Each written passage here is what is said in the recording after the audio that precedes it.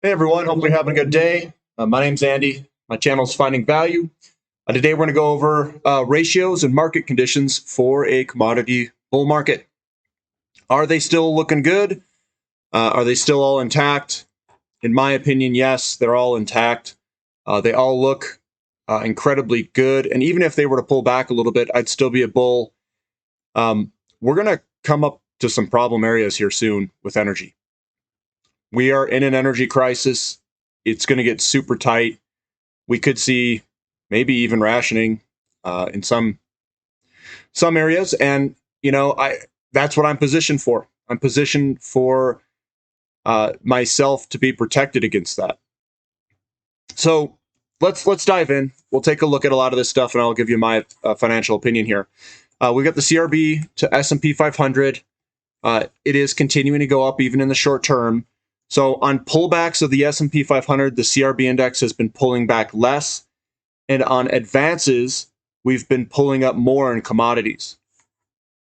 And I know it doesn't seem like that, but remember, this is relative strength, and that's what we want to look at, and that's what we want. We want to be able to buy more stock in the future. We want to be able to buy more assets of other things.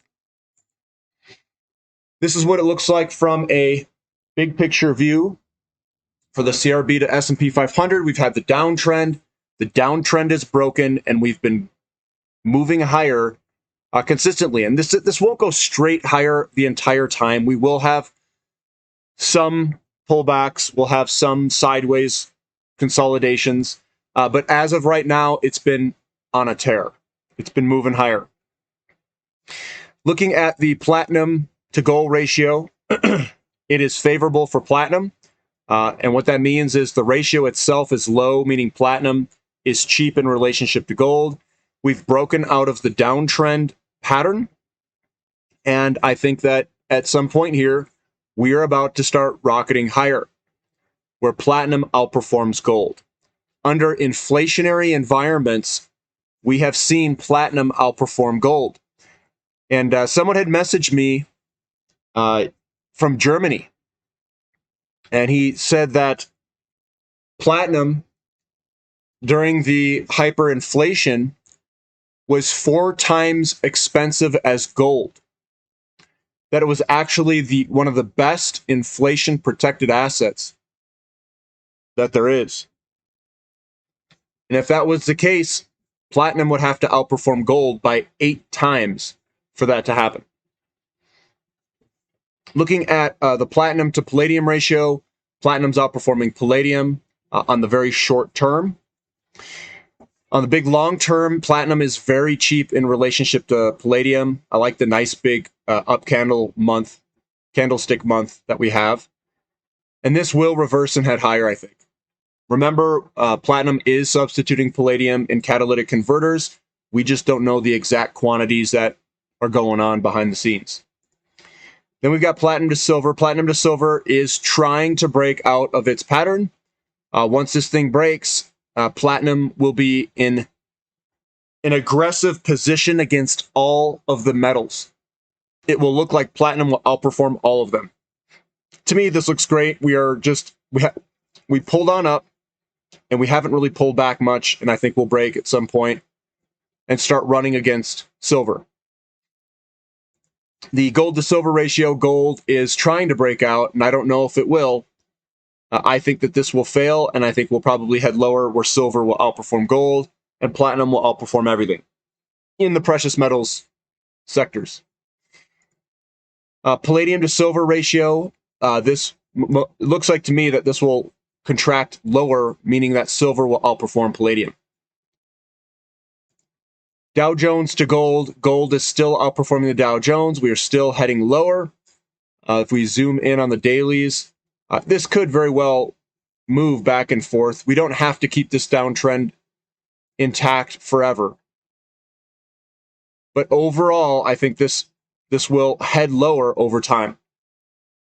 Gold will outperform the Dow Jones Industrial Average. It has been in the short term. And I do think that this will contract all the way back down to the bottom of this channel, maybe even lower below 2. Kind of like maybe around 1 point whatever, and this one down here, somewhere in that general vicinity. Looking at gold to oil ratio, we are at 1 to 16. 1 to 16. And usually when you get down to these areas down here, 1 to 16-ish or so, gold starts doing well. Why? Because it's had ample time to transfer that inflation into the CPI numbers. People start becoming aware of it. So I think eventually we're going to see precious metals in general go up. I think oil is going to go up. We're going to see a whole bunch of commodities do some crazy things here over the next couple of years. Because of the supply-demand imbalances, because of the shortages that will eventually come. And when those shortages come, we will have a huge tightening. We will have a recession. It will throw it in there because it has to destroy demand. We don't have the supply. At least that's my take on it. Copper to gold ratio is back within the channel. And I do think copper will do incredible things over the next 2-3 years. That's when things will really heat up. And that goes for many, many materials. Zinc, copper, tin, graphite, lithium, cobalt, nickel. I mean, you can just go on and on and on. The precious metals. This will head higher to a certain extent.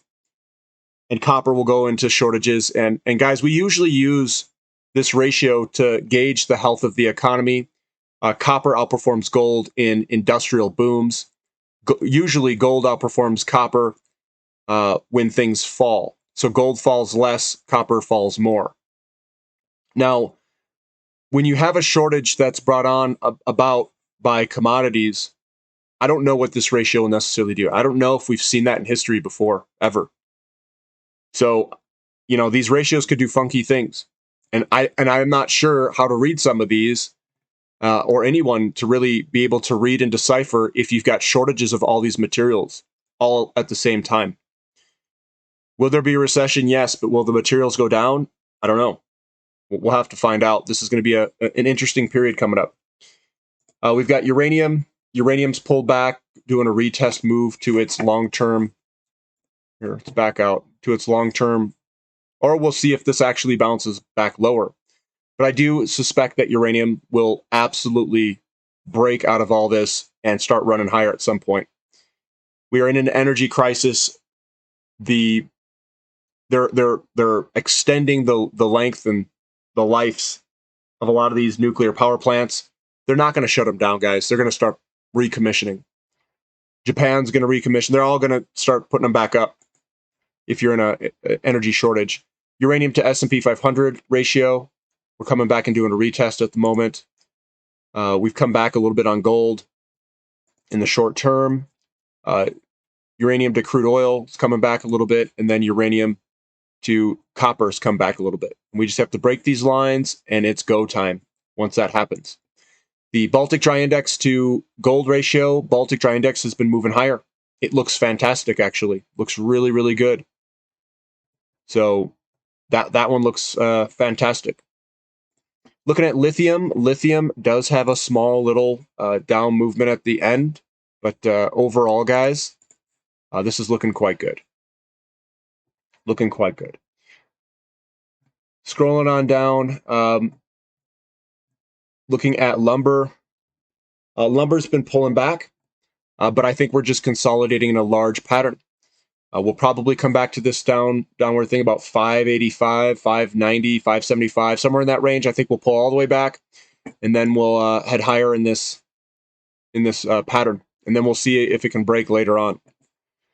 Nickel had this large pullback. We'll probably have to go through a consolidation period. This consolidation period looks very similar. You kind of basically you come down, you come back up, you go over. It comes down, and then you go into the valley of despair. Let's see if it's got that going on. No, it doesn't yet. It'll go into a valley of despair. That pullback will be complete, and then we'll see what happens afterwards. Palladium priced in dollars has been pulling on back. I expect this to pull on back even more, and I think we'll hit at least $1,500, $1,600, and then we'll see where we go from there. Cocoa futures continuing to move sideways and start continuing to squeeze up in a very large pattern here. We've got wheat futures that have taken off. They have been doing very well. They've been consolidating at a very high level. We've got soybeans consolidating at a high level. Looks like it's ready to take off again. Looks like to me that we have food problems if the price of these are going up this much. Corn futures is consolidating on top of its big pattern here. It's had a monster move, had a consolidation, another big move. It'll consolidate, and then we'll see what happens after that. But it's consolidating at its highs. And then copper priced in dollars. To me, it looks like we're bouncing and moving higher. This looks really good. Nice big up candlesticks, small down candlesticks. It looks to me like it wants to go on up. Looking at the PPI, this is the Producer Price Index by commodity, all commodities. We are still rocketing higher. So usually this is the first thing that rockets higher, then the Consumer Price Index follows. Because this is your measurement of all the commodities, the feedstock going into your products. Looking at this from a long-term perspective, we have really taken off here. And it's been a pretty big move. It's been probably almost the same size move as the last bull market, maybe a little bit smaller. But to me, this looks like a first leg of a much bigger move. Usually you get three types of moves. You get a first leg, third leg, and then a fifth wave or leg. And then you get a consolidation. So this to me looks like we've got one massive leg that's forming, and we haven't really had a pullback yet. So, I mean, I do think that pullbacks, will have them every once in a while, and we're going to have to be able to ride through them. Looking at the housing market, it's still very elevated, still in an uptrend. Everything still looks good. And I was reading some articles, they're like, oh my goodness, it plunged. I'm like, it didn't plunge. This is just barely flat. I mean, why did they call this one a plunge when it went from 1.76 to 1.68? This isn't a plunge. A plunge is this. That's a plunge. But they purposefully shut down the economy, and that's why it went down so much. That's why they printed so much money too, so they wouldn't have this deflationary blowout, because they stopped producing and loaning against these homes. But to me, it's still an uptrend. Everything looks good. In terms of the United States housing starts, inventory is very low. I think that prices will continue higher for probably the next couple of years, at a minimum. At a minimum. Looking at aluminum, aluminum's had a pretty big pullback. We've had that double booty bottom pattern, the booty bottom. We've come on up. We had a reversal. This is a consolidation, pullback. And yeah, I can't really see much from this perspective, but we're coming back up here recently. We'll see if we can make some room for headway higher. That's aluminum. And then the Baltic Dry Index, priced in dollars, has been rocketing higher. So that looks really, really good. From a big long-term perspective, I know I got some writing in there. We've had this resistance support line. We've bounced off it a couple times during other bull markets. We went into a bear market. And now we're above the line, which means I think we're probably in a bull market and ready to really rocket higher here coming up. So that's the Baltic Dry Index. That's looking good. So overall, guys, the ratios look favorable for commodities still. The housing starts look favorable for commodities and increased lending or loaning. All of the components look good. I don't see any massive bear trends forming. The price of commodities is doing well against stocks. The Baltic Dry Index looks like it's setting up for a bullish move. All of the agricultural stuff that we looked at looks bullish.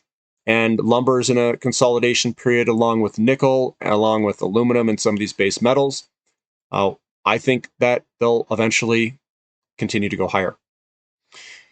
So that's what we've got, guys. That's all I've got for this clip. Subscribe to the channel, subscribe to the Finding Value website, Platinum membership if you're interested. We do question and answer sessions there. We go over some of this information if you guys have questions, but everything still looks intact to me. for a continued commodity bull market. We'll catch you next time. This is Finding Value.